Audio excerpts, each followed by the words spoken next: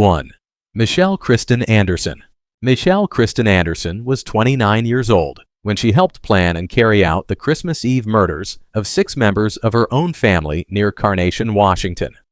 Unemployed and living with her boyfriend Joseph McEnroe in a trailer on her parents' rural property, she was the younger sister in a close-knit clan known locally for steady jobs and simple routines. To neighbors and old classmates, Michelle could seem quiet or withdrawn. Others recalled escalating arguments, blacked-out windows, and a couple who kept to themselves and viewed the outside world with suspicion. In the months leading up to the killings, money and resentment simmered. Michelle told people she felt disrespected, that a loan to her brother had not been repaid, and that her parents wanted her and McEnroe to pay rent for the trailer on their land. Prosecutors later framed the motive bluntly: financial grievance hardening into rage. During the long pretrial years, mental health questions surfaced, but multiple evaluations found her competent to stand trial. What emerged was not a legal insanity defense, but a portrait of grievance isolation and a belief that others were out to get her. On the afternoon and evening of December 24, 2007, Michelle and McEnroe armed themselves and went to the home of her parents, Wayne and Judy Anderson. Inside that modest house, events unfolded with chilling deliberation. Wayne and Judy were killed first. The couple then cleaned moved bodies out of sight and waited for Michelle's older brother Scott, his wife Erica, and their children Olivia and Nathan to arrive for the holiday gathering. In the chaos that followed, Erica managed to reach a cordless phone and dial 911, but the call disconnected within seconds. Later reporting showed deputies reached a locked gate and did not make contact at the house. 2 days after Christmas, a worried coworker peered through a window and alerted authorities. Both suspects soon returned to the scene, were questioned, confessed, and were arrested. The investigation moved quickly, but the court process did not. Years of motions, competency hearings, and legal strategy followed. McEnroe confessed in an effort to avoid execution and went to trial first. In late March of 2015, a jury convicted him of aggravated murder. That May, he received life without the possibility of parole. By midsummer, the prosecutor withdrew the death penalty against Michelle, citing shifting standards in the governor's moratorium. In early March of 2016, a jury found Michelle guilty on all counts. The following month, a judge sentenced her to spend the rest of her life in prison. In court, relatives of the victim spoke through grief and anger. Erica's mother called Michelle a bully and a coward. What motivated Michelle Anderson, according to prosecutors and witnesses, was not a snap of madness, but a sustained narrative of grievance. Money she believed was owed, perceived slights, and a hardened conviction that her family had turned against her. Neighbors described the couple as socially withdrawn and increasingly paranoid. Evaluators found her fit for trial, emphasizing that whatever emotional turmoil existed, it did not erase responsibility. The pattern here echoes a tragic theme in familicide resentments, fueled by financial strain, isolation, and a distorted sense of injustice, metastasize into catastrophic violence. Nothing can soften the truth that 6 people parents, a son and daughter-in-law, and 2 children, were taken by deliberate choice, not by accident or impulse. The law reached its judgment, and that judgment ensures Michelle Anderson will never leave prison. The moral judgment is simpler still. Whatever her grievances, she targeted the very people who had raised her, loved her, and welcomed her for a holiday dinner.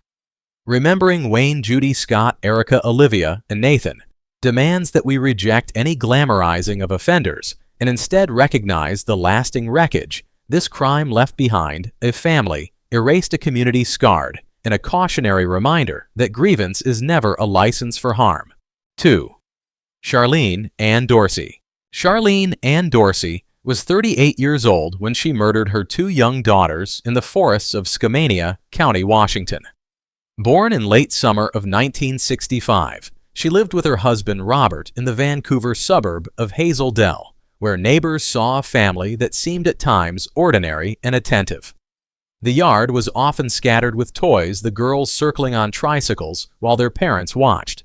Yet beneath that picture were serious struggles. Charlene had long described living with mental illness.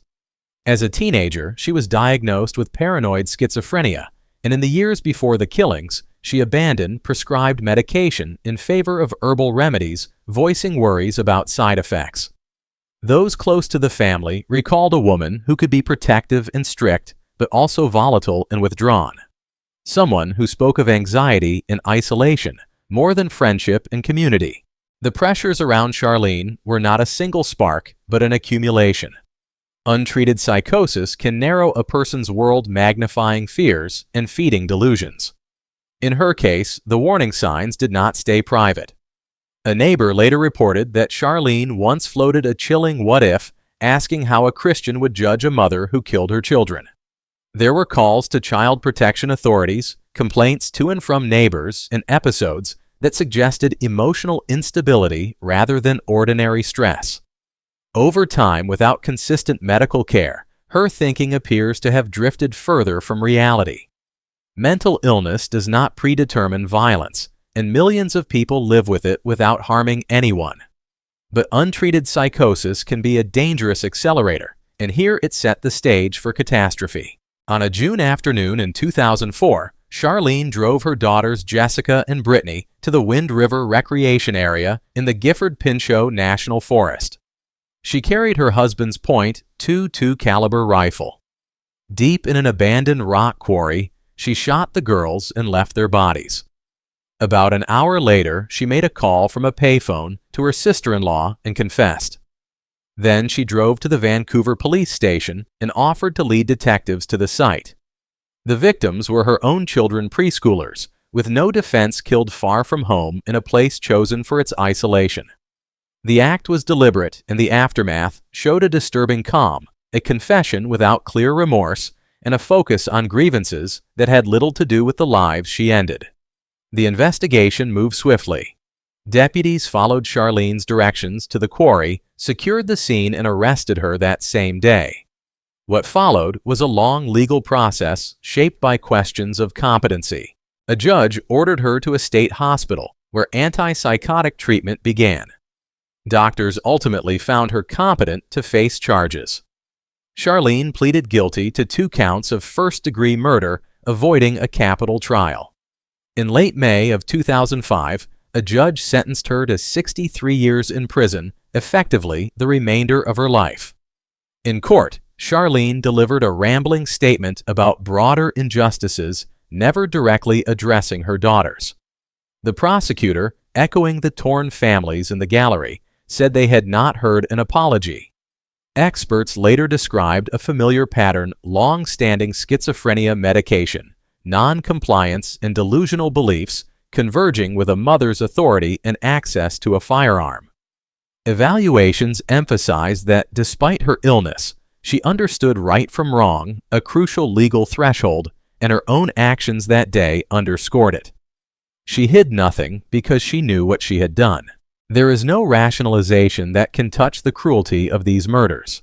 Charlene Dorsey ended 2 innocent lives and shattered a community, leaving parents, neighbors, and first responders to carry a grief that does not expire. Mental illness may explain some of the path to this crime, but it does not excuse it. The only appropriate conclusion is accountability and a clear warning when clear warning signs meet unchecked delusions and a weapon. The result is irreversible tragedy. Justice demands we name the harm, protect the vulnerable, and stand with the victims first, last, and always. 3. Hollyanne Griggsby. Hollyanne Griggsby was 24 years old when she joined her boyfriend David Joey Pedersen on a racially and religiously motivated killing spree that crossed Washington, Oregon, and California. Raised in Oregon and known to some as a young mother trying to steady her life, she also embraced white supremacist ideology, a belief system she did not disavow even years later. Friends and relatives would later describe the whiplash of seeing a woman welcomed into family homes transform into a traveler committed to extremist violence. Pressure points gathered in the weeks before the crimes. A renewed closeness with Pedersen after his release from prison, drug relapse by Griggsby, and a self-styled mission the pair framed as a racial revolution. Prosecutors and agents later said their planning included scouting Jewish organizations and talking openly about targeting people for who they were, not for anything they had done. Whatever personal stresses existed, the more defining engine was ideology, mixed with opportunism and a willingness to dehumanize strangers. In late September of 2011, the violence began in Everett, Washington. Pedersen fatally shot his father, David Jones. Red Pedersen, 56, while he drove, and the pair returned to the house where Leslie Mae Dee Pedersen, 69, was killed. They stole the couple's car and credit cards and headed south. Days later, on the Oregon coast, they encountered Cody Faye Myers, 19, a devout Christian whose name they decided sounded Jewish. He was shot and his car taken. Continuing into Northern California, they targeted Reginald Allen Clark, 53, a black man who had offered a ride. He too was shot to death. The victims included family who had once welcomed Griggsby and two strangers chosen for identity alone, a through line that reveals both personal betrayal and hate-driven selection. The pair was caught quickly. A California Highway Patrol officer spotted them driving Myers' car near Yuba City. In the interviews and filings that followed, investigators documented statements in which Griggsby said they were headed to Sacramento to kill more Jews, and detectives traced stolen vehicles and cards back to the earlier killings. From the start, evidence of ideology, travel theft, and murder intertwined. The legal case shifted to federal court. Griggsby pleaded guilty to racketeering in March of 2014, a plea built around the 4 deaths and related crimes across the 3 states.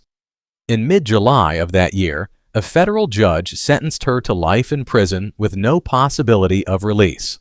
In court, she apologized to families for her actions, but she did not renounce her white supremacist views, saying instead that her crimes hurt the public perception of the movement, a remark that sharpened the pain in the gallery and underscored the values that animated the spree. Psychologically, the case is less a story of sudden snap than of entrenched belief aligning with a partner who shared and amplified it. Prosecutors argued she had embraced white supremacy since her youth, and filings described a blend of extremist ideology theft to fund travel and lethal attacks chosen by identity categories.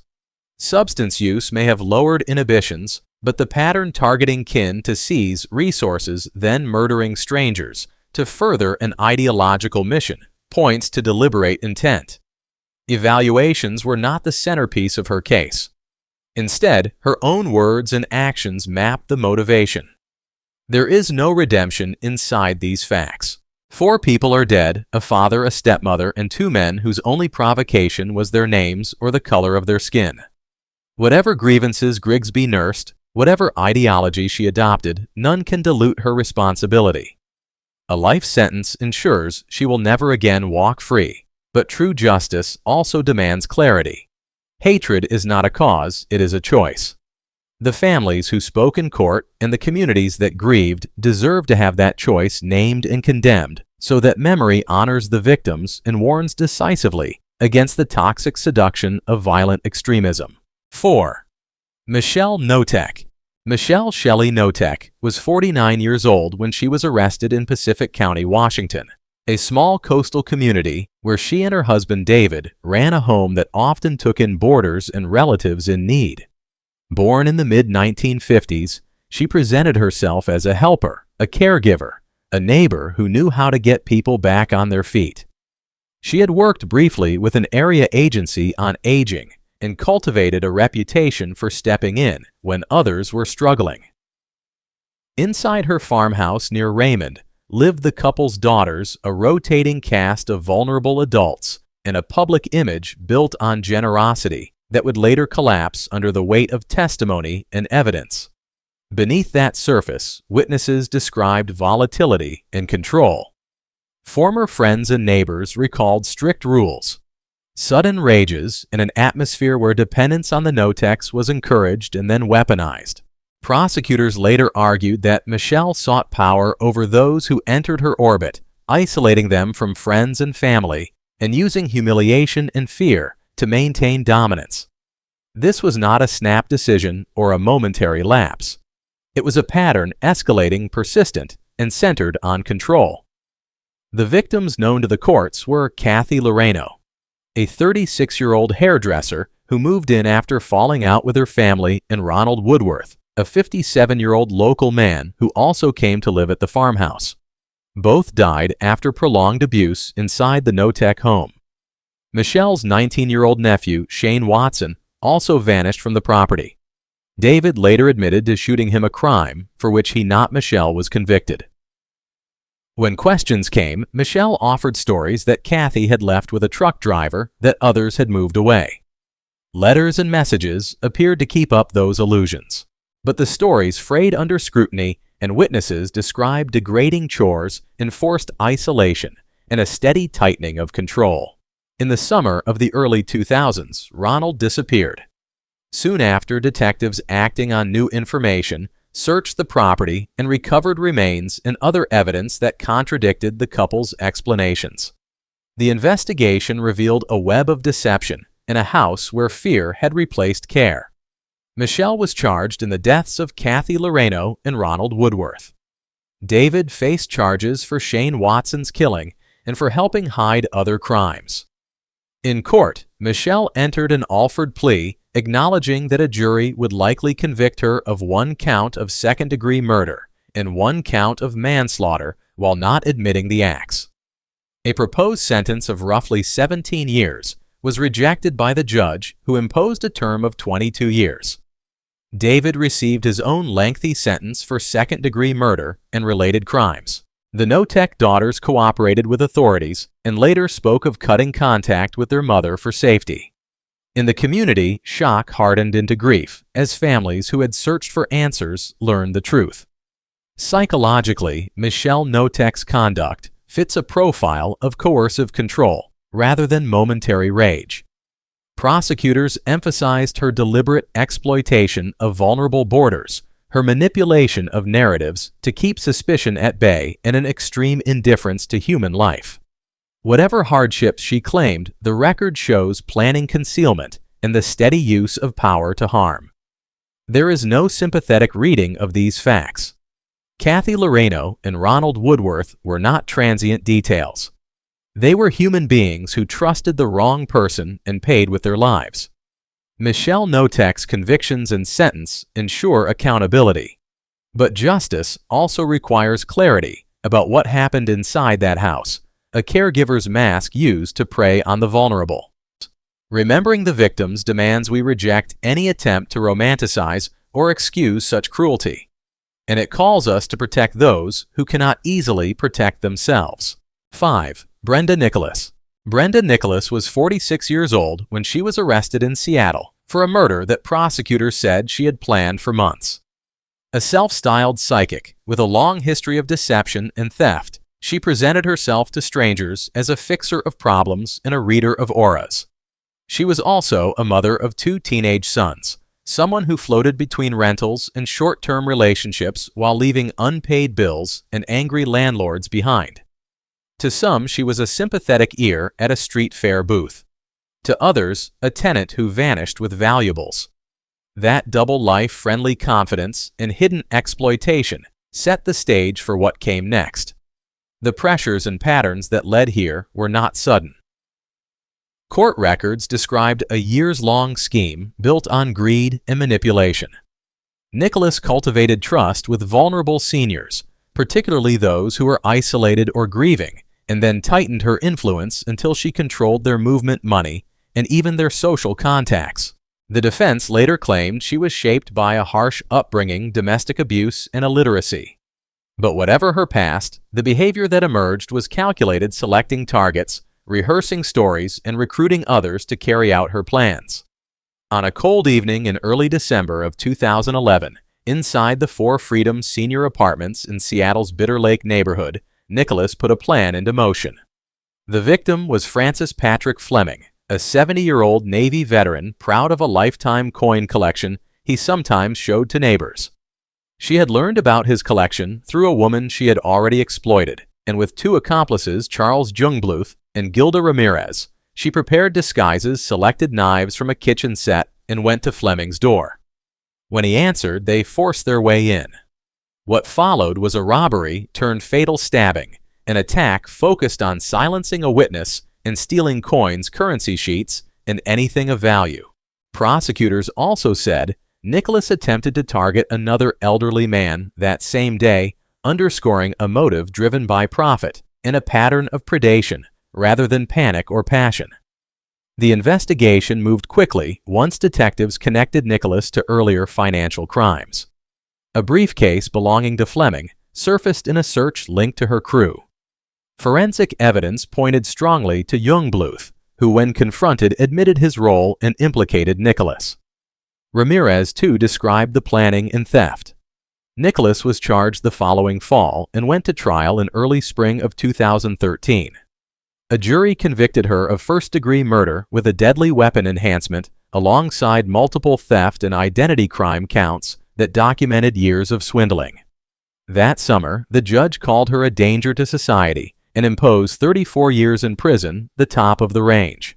Jungbluth received more than 20 years. Ramirez, who pleaded to robbery, burglary, and trafficking, received a shorter term. In court, victims of her financial schemes described lives upended, savings erased, and lingering fear. Nothing about Nicholas's conduct suggests a temporary break from reality. Prosecutors portrayed a planner and organizer, the mastermind animated by greed and a willingness to exploit trust. Her own statements at sentencing offered tears but no renunciation of the beliefs or tactics that brought her there. The through line is consistent, careful grooming of victims, manipulation of accomplices, and a single ruthless calculation about money. The moral verdict is as clear as the legal one. Francis Patrick Fleming survived war and served his country. He should have been safe at home. Instead, he was targeted by someone who saw his pride and generosity as weaknesses to be mined. Brenda Nicholas's sentence ensures she will not repeat this harm, but accountability also means naming what this was: a predatory campaign against the vulnerable that ended in murder. We honor the victim by condemning the crime, rejecting the easy lies of greed, and standing with those who might otherwise be isolated and at risk. 6. Velma Ogden-Whitehead. Velma Ogden-Whitehead was 50 years old when King County prosecutors said she masterminded the ambush that took the life of her husband, Ronald Whitehead, a 61-year-old Boeing employee. She held a job at an auto parts store, maintained a tidy suburban home in Des Moines, and in the days after the killing stood before cameras as a grieving widow pleading for justice. Neighbors knew a couple who tinkered with cars and kept to themselves. Inside that image, though, the marriage was strained. Prosecutors later described an affair, money problems, and a plan that had been set in motion long before the fatal morning. In the months leading up to the crime, Velma talked about leaving. She told coworkers and others that she was unhappy and later claimed she had been abused. The court would ultimately reject that claim. What emerged instead was a picture of escalating manipulation. Recruiting her teenage son, leaning on one of his classmates, and mapping out a way to turn a homicide into what looked like a random carjacking on the commute to work. It was not a moment of panic, investigators argued, but a series of choices that prized control and gain over the life of a spouse.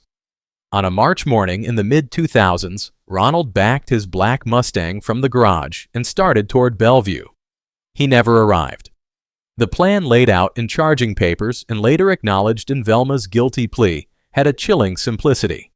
The classmate, just 16, hid in the trunk. Velma's son rode in the passenger seat. Somewhere near SeaTac, the back seat folded and the ambush unfolded. The scene was made to look like a carjacking, the kind of random violence that terrifies a city because it can happen to anyone. While detectives secured the intersection and searched for the missing car, Velma appeared on television asking the killer to surrender. Detectives did not stop at what they saw.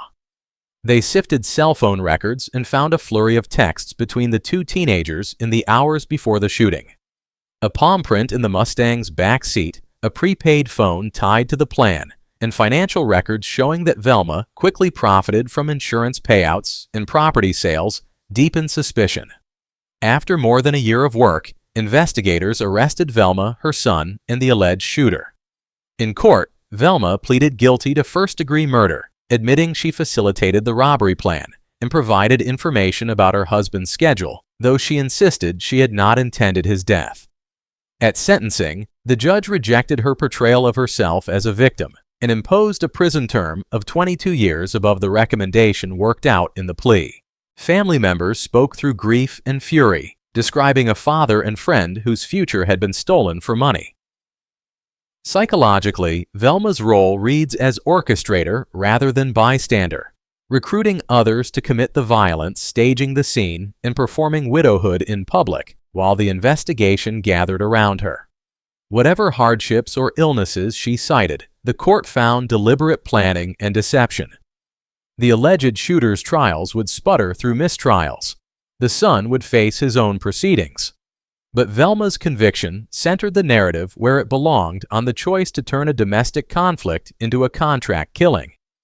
There is no sympathy to mine here.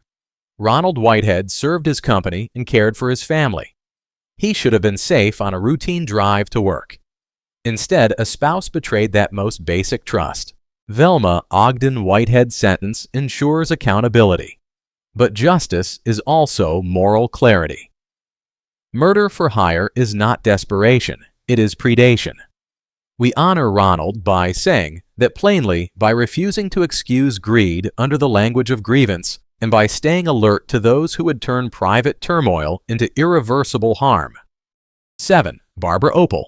Barbara Opel was 38 years old when she orchestrated the killing of her employer, Jerry Dwayne Hyman, a 64-year-old man living with terminal cancer in Snohomish County, Washington. Publicly, Barbara was a live-in caregiver, hired to look after Jerry's 89-year-old mother. She and her 3 children lived on the lower level of the home. Jerry stayed upstairs. Neighbors saw a harried parent and a woman who seemed to be holding a fragile household together. Beneath that surface, investigators would later say, was a pattern of chaos, frequent moves, and financial strain that set the stage for a calculated crime. The pressure points came into focus over the winter and spring. Barbara had access to Jerry's household finances and, according to prosecutors, fixated on the money she believed she could take. Friends and witnesses described a volatile, controlling streak. Most troubling was the shift from ordinary frustration to predatory planning. Barbara began recruiting teenagers, including her own 13-year-old daughter, promising small payouts, a used car, and favors in exchange for doing what she framed as a job. What followed was not a sudden snap. It was an escalation talk turned into a plan, and the plan became a deadly assignment. On a Friday in mid-April of 2001, when Jerry returned home, a group of 5 teenagers ambushed him in his house. The weapons were simple and close at hand, baseball bats and kitchen knives. The attack was swift and overwhelming. Barbara, who had hidden with her younger children later, directed those children, only 7 and 11 years old, to help clean the scene. Jerry's body was taken to a shallow grave miles away, and for more than a week his family and friends had no answers. Prosecutors said the motive was straightforward theft. Barbara sought roughly $40,000 and quickly used Jerry's checkbook and credit cards to rent a truck, move belongings, and pay for hotel rooms and shopping. Detectives unraveled the case piece by piece. They followed receipts and card activity, interviewed teens who could not keep a secret this heavy, and recovered statements that described promises Barbara had made, a few $100s to one boy, a car to another. Her 13-year-old daughter's diary referenced a dirt bike she expected to receive for helping. The paper trail and confessions converged. Arrests followed, and the public learned that the woman who had been trusted to care for an ailing mother had instead weaponized children against a dying man. In court, Barbara was convicted of aggravated first-degree murder. The jury could not unanimously agree to impose the death penalty, and the judge sentenced her to life in prison without the possibility of parole. He recommended that she have no contact with her children. The teenagers faced their own punishments. Her daughter received a sentence of 22 years. 2 other girls received similar terms. One boy pled to second-degree murder and was sentenced to 18 years. Another, only 13 at the time, was adjudicated in juvenile court, and the oldest teen, who pled guilty to first-degree murder, received a 50-year sentence. Jerry's family spoke through grief, calling Barbara's manipulation of young people as cruel as it was calculating. Psychologists and experts offered competing portraits. The defense floated ideas of cognitive impairment and a tumultuous life. Prosecutors countered with a picture of a controlling adult who used charm, pressure, and incentives to turn youths into accomplices. Whatever the labels, the through line is clear greed, manipulation, and a deliberate choice to exploit teenagers, including her own child, rather than seek help or walk away. The moral accounting is unambiguous. A vulnerable man who opened his home for care and companionship was betrayed, killed, and discarded for cash and conveniences. Barbara Opel's sentence reflects society's demand for accountability, but justice also requires clarity. No hardship, no past slight, and no story about desperation can excuse turning children into instruments of murder. We honor Jerry by naming the wrong, plainly remembering the lives derailed by one woman's choices, and refusing to romanticize cruelty dressed up as need. 8. Kathy Lynn Sarinana. Kathy Lynn Sarinana was 29 years old at the time of her arrest, a young mother who had recently moved between rural Washington and Corona, California. To neighbors, she appeared private and focused on her children, living with her estranged husband, Raul. Behind closed doors, the couple had taken in 2 nephews' brothers, whose parents were in crisis and unable to care for them. What began as an apparent act of family support would become a devastating case of abuse and murder that shocked 2 states and left a community asking how so many warning signs were missed. Strain ran through the household long before the crimes. The boys had already experienced instability and intervention by child welfare agencies. Inside the Sarinana home, discipline hardened into cruelty. Witnesses later described a strict punitive environment in which minor misbehavior drew outsized consequences. Prosecutors would argue that Kathy helped enforce a regime of fear, while the defense claimed she was dominated by Raul and acting out of terror. Whatever the internal dynamics, the behavior escalated, and the brothers, 11-year-old Ricky and 13-year-old Conrad, were trapped in a place that should have protected them. The first death occurred in late August of 2005 when Conrad disappeared in Washington. Relatives were told he had run away.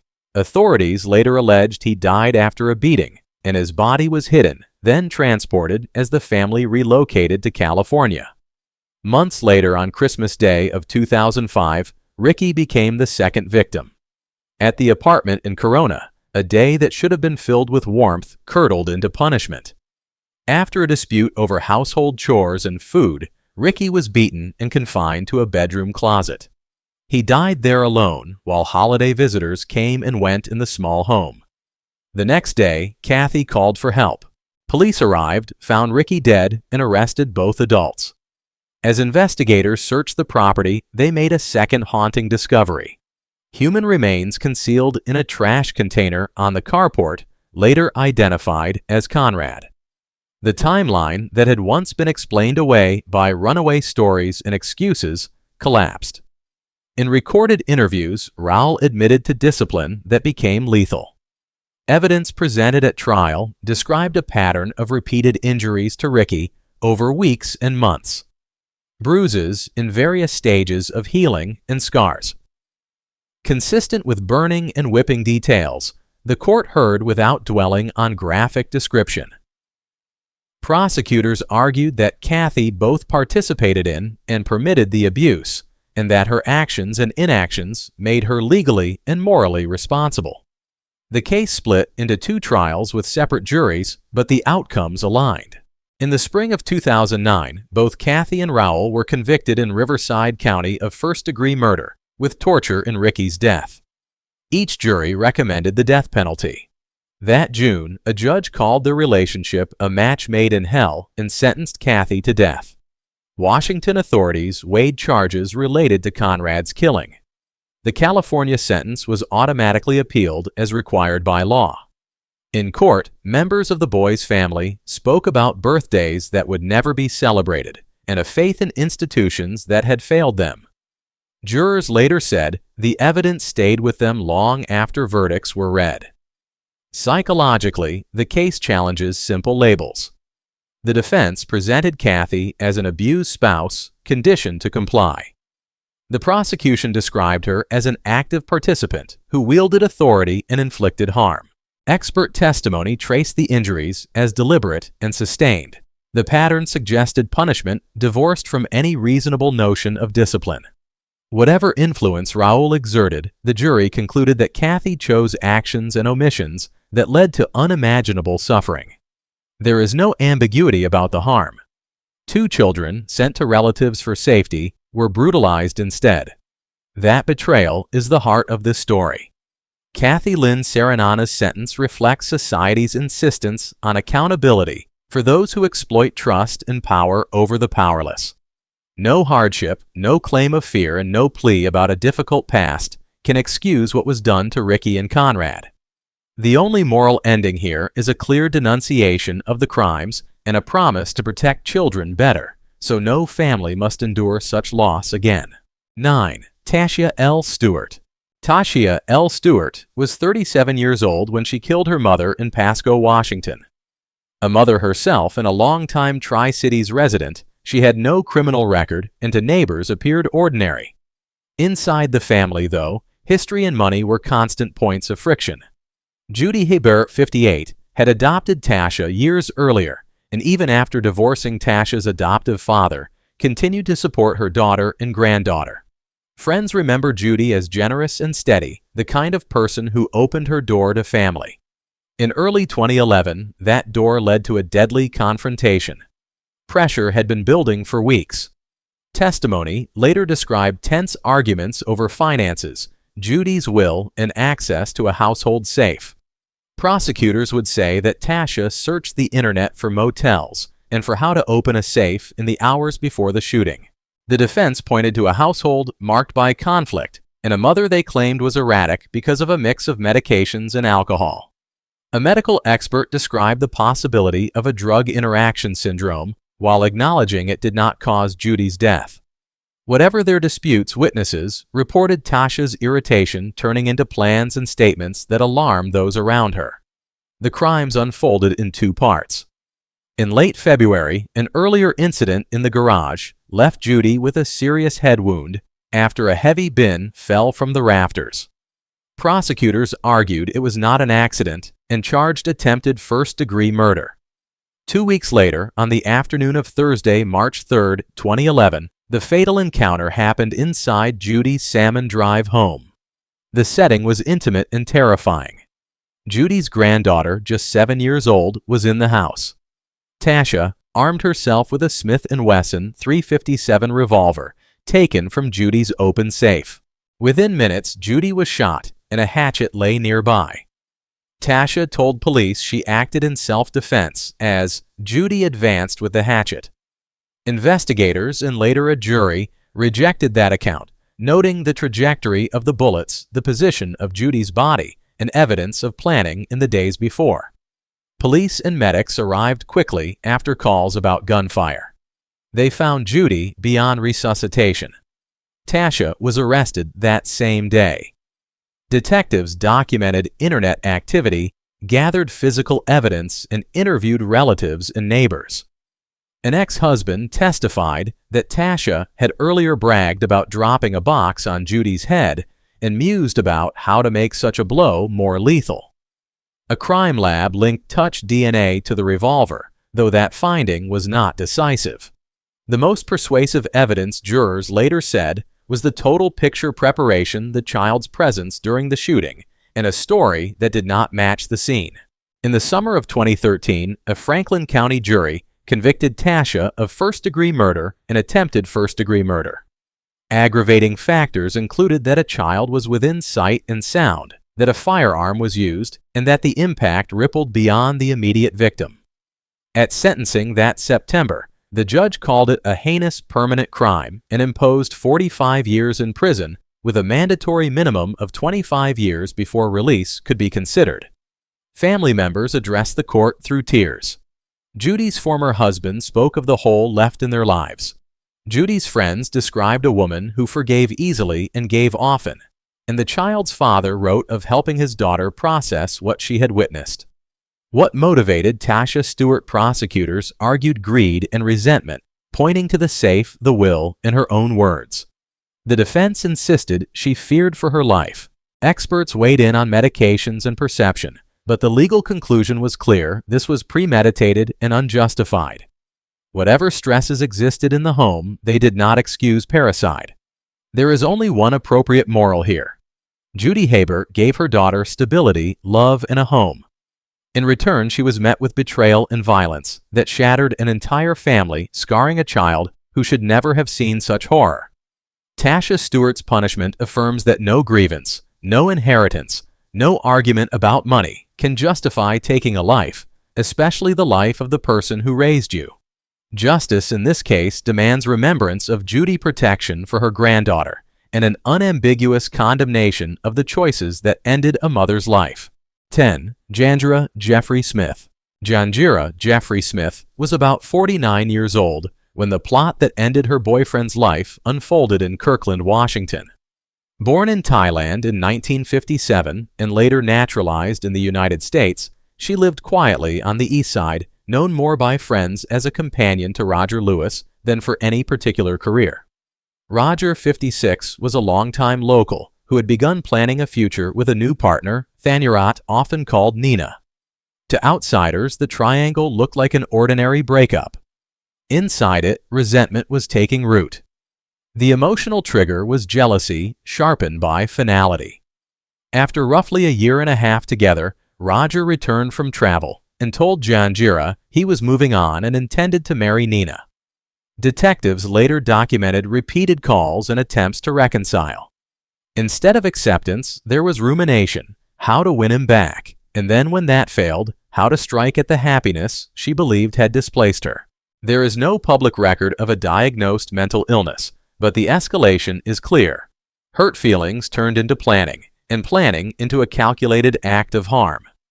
In early October of 2006, a bottle of Jägermeister arrived at Nina's apartment on 6th Avenue with a message tailored to the couple's routine. Roger liked a small drink before dinner, enjoy the night. The bottle had been opened previously, and investigators would learn tainted with an agricultural insecticide called methomyl. That evening, Roger poured a shot. Nina took a small taste. Within minutes, she became violently ill, lost her vision, and collapsed. A friend who could not reach them came to check the next day and found the apartment in crisis. Nina survived after emergency care, but Roger was found lifeless on the floor. The method was quiet, the setting intimate, and the damage devastating poison delivered under the guise of a gift. Detectives quickly focused on who had motive, opportunity, and knowledge of the couple's plans. The liquor bottle, the glasses, and the victim's symptoms led toxicologists to methomyl, a highly toxic compound when swallowed. When Kirkland police sought to re-interview Janjira, she was already gone. Within less than 2 weeks of the poisoning, she had flown to Los Angeles and then continued overseas, ultimately reaching Thailand. The hunt that followed stretched years and crossed borders. United States Marshals working with international partners tracked her movements. She was detained in London in early December of 2008 and after lengthy proceedings extradited to King County in the summer of 2011. In court, prosecutors laid out a narrative of jealousy turned to premeditated poisoning. The state charged her with second-degree murder for Roger's death and second-degree assault for Nina's injuries. Janjira initially pleaded not guilty, but in the spring of 2013, she changed her plea to guilty on both counts. That summer, a judge imposed a 20-year prison term. The sentence brought measured relief to those who loved Roger and to Nina, who had rebuilt her life while carrying the memory of a night that was supposed to be celebratory. What drove Janjira Jeffrey Smith investigators pointed to rejection, possessiveness, and a willingness to use deception. This was not a crime of sudden passion in public. It was a deliberate contamination designed to look like a thoughtful gesture. No psychological assessment offered an excuse. The clearest motive remained spite, and the desire to control how a former partner's story would end. There is no ambiguity about the harm. One man lost his future, one woman survived but endured terror and lasting health consequences, and two families were shattered. No heartbreak, no grievance, no wounded pride can ever justify poisoning another human being. The justice rendered here is a reminder that intimate betrayal can be as lethal as any weapon, and that society must answer such cruelty with accountability, remembrance of the victim, and unwavering condemnation of the act. 11. Lacy K. Hurst-Pavek. Lacy K. Hurst-Pavek was in her early 30s.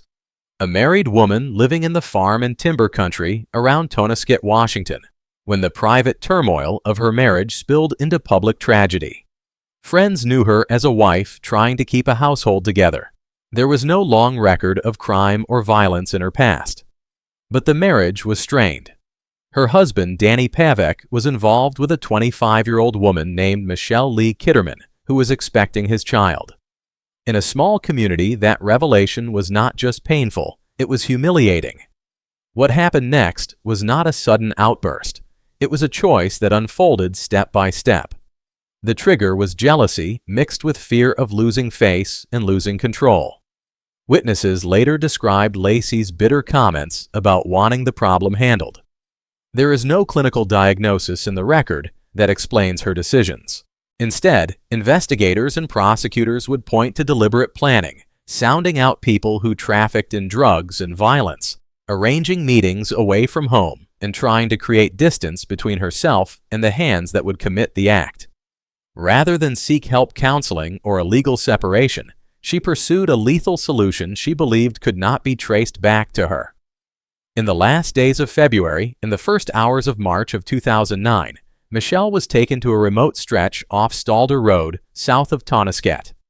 There she was beaten and stabbed many times. The medical examiner later counted roughly 39 wounds.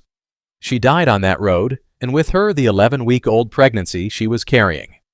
Neighbors who awoke to sheriff's cruisers learned that a young mother, daughter, and sister had been killed and that the unborn child she had been planning for would never draw breath. The method was direct, the setting lonely, and the impact on her family incalculable. The investigation moved quickly.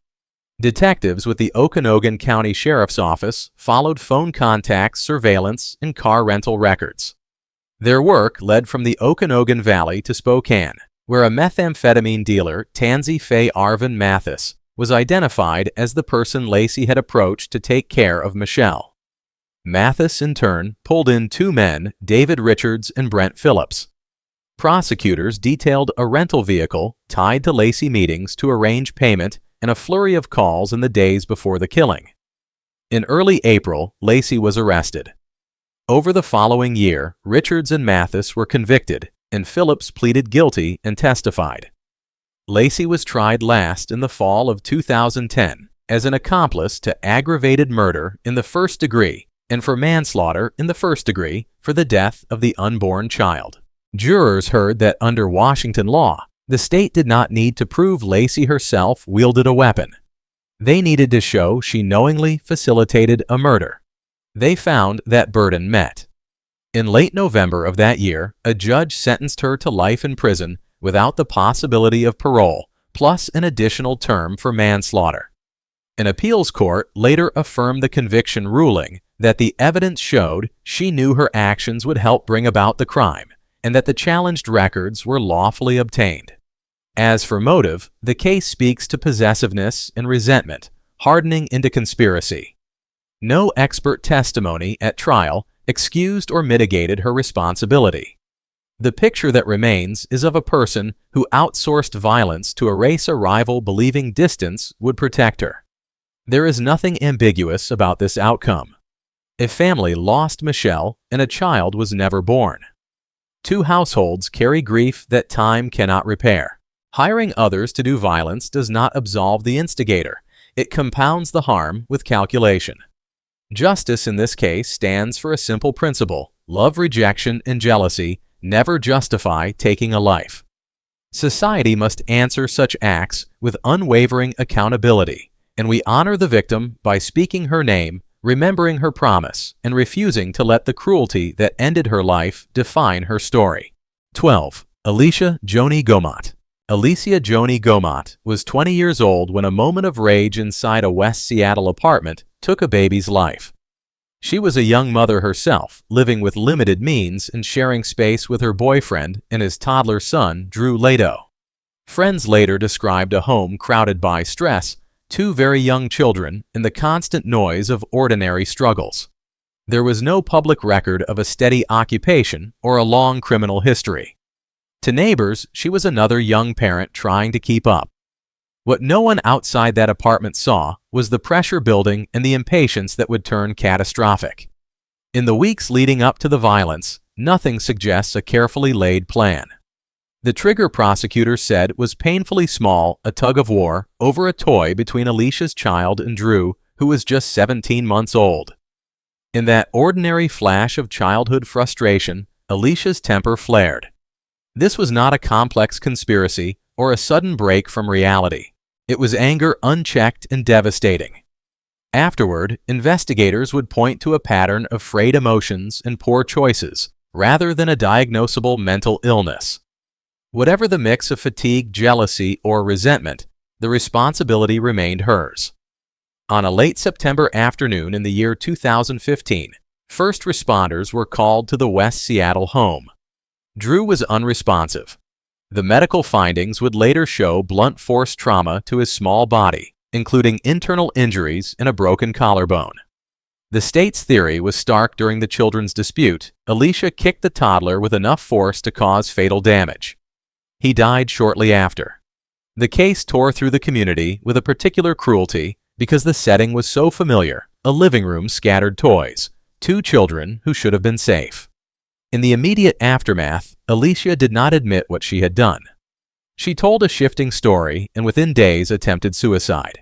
Detectives pressed on, comparing statements with medical evidence. The narrative she offered did not fit the injuries. Eventually confronted with the contradictions and the tragedy of what had occurred, she confessed. King County prosecutors charged her with murder in the second degree. In June of the year 2016, Alicia Gumat pleaded guilty. 2 months later, a judge sentenced her to serve 11 years and 8 months in prison.